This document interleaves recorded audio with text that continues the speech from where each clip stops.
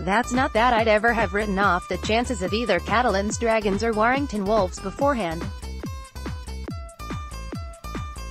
But Catalans were going through a rebuilding process after being in the £1 million game last year, with a relatively new coach in Steve McNamara, and they did not have a great start to this season either. But then they got some momentum together and really found their form in the latter rounds of Super League before knocking off Saints in the semis to show that they could yet take out this Challenge Cup. Warrington were in the qualifiers as well in 2017 and are, then, rebuilding, too, with a new coach of their own in Steve Price. However, they're both now playing some really exciting rugby. Catalans have got some real style about them, and, with Tony Jiggett at fullback, they have an absolute game-breaker in their ranks.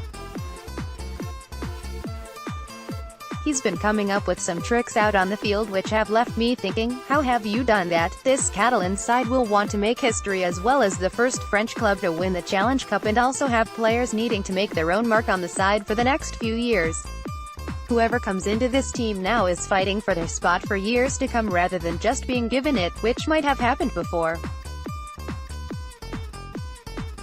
And I do like the look of this final, as there is that big underdog feel to it. Warrington are most people's favourites to win and Catalans are, then, the big outsiders. It's not been like that really since 2015 when Hull KR were the big outsiders against us. Obviously, it didn't go well for them that day, but hopefully tomorrow we will see a really good, competitive final. As for who I think will win, on paper I'd have to say Warrington, mainly down to the experience in their squad and that depth of talent. Challenge Cup finals are all about just getting it right on the day, and anyone can win if they get 80 minutes right. I'd never write Catalans off, and I do love an underdog. This sounds like me sitting on the fence, doesn't it? In fairness, though, because my family hail from Warrington, I should really back them. If they ever heard me barracking for Catalans, I'd be in real trouble. But also Kylie Luluai is there, and he is a good friend of mine. We still talk frequently, and one of the big reasons that culture is shifting at Warrington is because he's taken on that head of rugby operations role there. He's still growing into it, but it'd be great to see him have some success.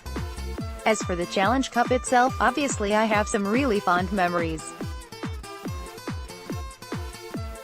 It was the first bit of silverware I won with Leeds Rhinos in my first year here in 2015. Coming over from Australia, I was initially unaware of how the Challenge Cup actually even worked when I first arrived.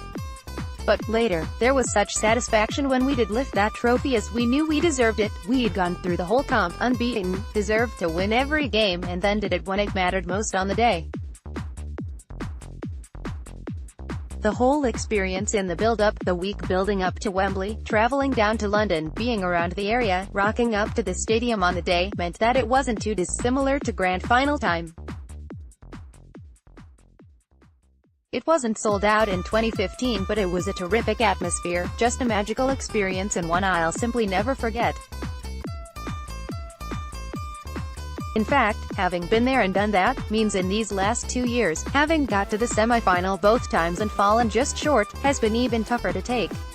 Knowing how brilliant Wembley is and how great the experience of lifting that famous trophy is, you just feel devastated that you can't go and do it all again.